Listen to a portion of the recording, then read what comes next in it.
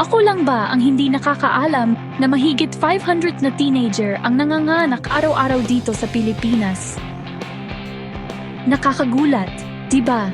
Talagang nakakaalarma ang teenage pregnancy dito sa atin.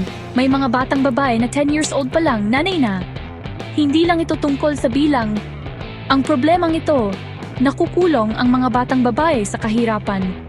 Napipilitan silang huminto sa pag-aaral at maging magulang ng maaga. Isa sa mga malaking problema, yung mga batang babae, napipilitan ng mga lalaking mas matanda sa kanila. Tapos, kulang pa sa edukasyon tungkol sa pagbubuntis at kalusugan.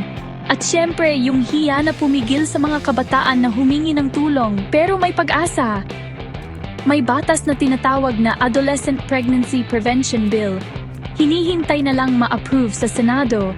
Layunin nito na turuan, bigyan ng lakas, at protektahan ang mga kabataan. Ang Save the Children Philippines, todo suporta para maipasa agad ang batas na ito.